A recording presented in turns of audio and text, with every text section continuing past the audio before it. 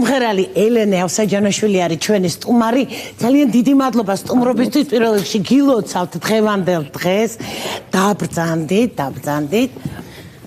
რაღაც საინტერესო სიმღერა იყო. კი. მივეჭით ინფორმაცია მომიტანა რომ პრემიერა იყო ეს. მოგვიყევით ამ სიმღერის შესახებ. კი ბატონო, მოგესალმებით, მივესალმებით ჩვენს მაყურებელს, ულოცავ დღევანდელ დღეს ჩვენს მაყურებელს 26 მაისს დამოუკიდებლობის დღეს, რაც შეეხება სიმღერას.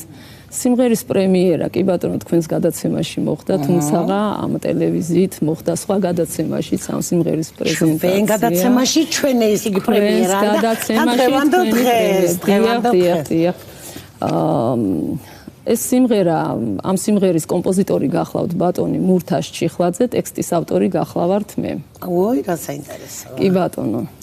სიმღერა ჩაიწერა საპატრიარქოსთან არსებულ ხმისჩამწერ სტუდიაში ბატონ მერაბ მამულაშვილთან. იგი გახლავთ ამ სიმღერის არანჟირების ავტორიც. ჩაწერის პროცესი იყო ძალიან საინტერესო და ბატონი მერაბი გვიქმნის ყველა მომღერალს კომფორტს, რომ გაიხსნა და თავისუფლად ჩაწერა. ტექსტის ავტორი თქვენ თქვით, ანუ არაერთი ტექსტი გაქვთ თქვენ შექმნილი?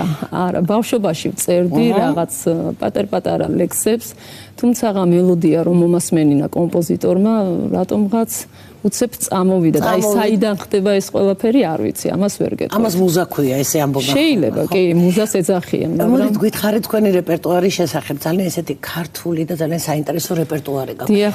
საიდან არის, როგორ არჩევთ, რამ გადაგაწყვეტინათ აი ამ ხაზს რო გაყვეთ? არ ვიცი, ალბათ ეს უფრო გენეტიკური, ეს რაღაცა ის სული სამოძახილი ქართველების, ჯერ ქართული და მერე სხვა დანარჩენი.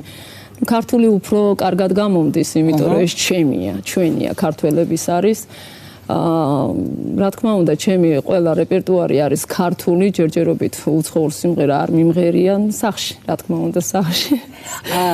რა საკიდან ბავშვობიდან მღეროდი სხვადასხვა ანსამბლებში, გუნდებში, კვარტეტში, ტრიოში, თუმცა მერე იყო პერიოდი შეჩერების, ვინაიდან უკვე უნივერსიტეტში დავიწყე სწავლა, მერე სამსახური, მერე დაოჯახება, ორი შვილი, იქ ოჯახზე ყურადღება, პასუხისმგებლობა და ამ ყველაფერმა სიმღერი მე ვერ მოახერხე, თუმცა მე ვერ მოახერხე ასე საზოგადოებისთვის წარმედგინა ჩემი თავის სიმღერით, თორე სახში ისევ რა თქმა უნდა ვაგრძელებდით ამ ყველაფერს, როგორც მოგეხსენებათ, ანუ მეგობრების წრეში, სუფრასთან ტრადიცია ეს რომ ახლა ყველა ქართველი ადამიანის გენეტიკაა ეს სიმღერა და თუ მღერი ვიღაცა მეორე ხმას აუცილებლად გაძლევს, მესამე ხმას გაძლევს და უკვე იქნება სამხმოვანება. თქვენი ოჯახისწევრების ხო რა ამღერეთ შვილები? არა, დედაჩემი არ მღეროდა არც მამაჩემი, თუმცა დედაჩემი ხელოვანი ადამიანი იყო,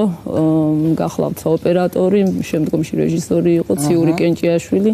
მისი გადაღებული რამოდენიმე ცნობილი მულტფილმია, მაგალითად მისი მულტფილმია სოფლის მაშინებლები. ой, რა საინტერესო. კი ბატონო, დავყავდი დედაჩემს კინოსტუდიაში პლეხანოვზე, სამწუხაროდ მე დედაჩემი უკვე უმუშევარი დარჩა. იმ პერიოდში, არეულობის პერიოდში ბაბლუანმა შეისყიდა ის კინოსტუდია და შესაბამისად გამოუშვეს თანამშრომლები. გასაგებია.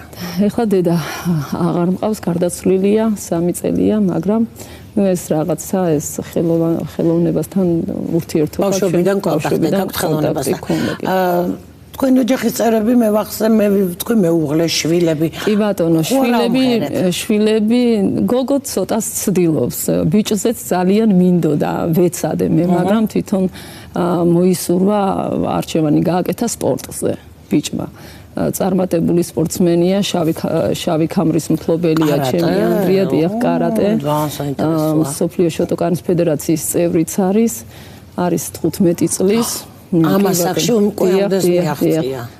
აუცილებლად უნდა გკითხოთ, არ შეიძლება დღევანდელ დღეს აი ეს გვერდი აუაროთ, რა არის თქვენთვის 26 მაისი, აი ეს დღესასწაული, რომელსაც ყველა ადამიანი თავისებურად ზეიმობს, ხო? კი, 26 მაისი მე ვფიქრობ, რომ ეს არის საფუძველი აი ამ ყველაფრის შემოსევების, მტრობის, ის რაც ქვეყანამ გადაიტანა, ეს უკვე არის ვთქვათ საფუძველი ის ნოე ჟორდანიას გამოცხადება 1918 წელს უკვე რომ დამოუკიდებლობის დღე ყოფილიყო და ისედაც ქართველი ადამიანი ბუნებით თავისუფალია, ყოველთვის მებრძოლი იყო და ცდილობდა ქართველი ადამიანი რომ არავის დამორჩილებოდა რა სიდიდისაც არ უნდა ყოფილიყო თქვა დამპყრობელი სახელმწიფო თუ ჯარი და ეს იყო უკვე საფუძველი რომ ამხელა დიდ ქვეყნებს თქვა ასე ვთქვათ გადავაბიჯეთ დავამარცხეთ და მაინც ჩვენი თავი გამოვყავით და დამოუკიდებლობა უკვე მივიღეთ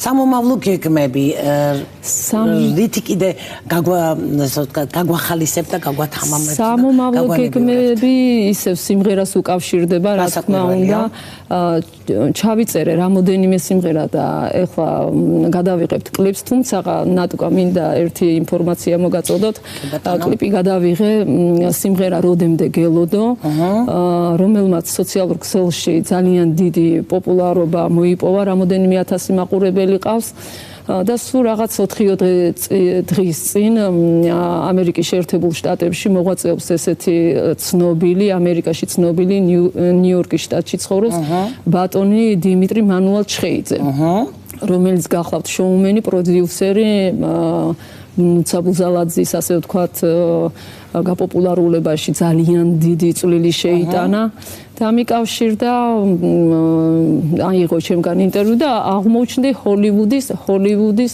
ინსაიდერის გარე ყდაზე ასე. ვაიმე რა საინტერესოა. ამ თემაზე სასაუბროთ კიდე უნდა მოგიწვიოთ და პრემიერა ჩვენთან უნდა გააშკარო.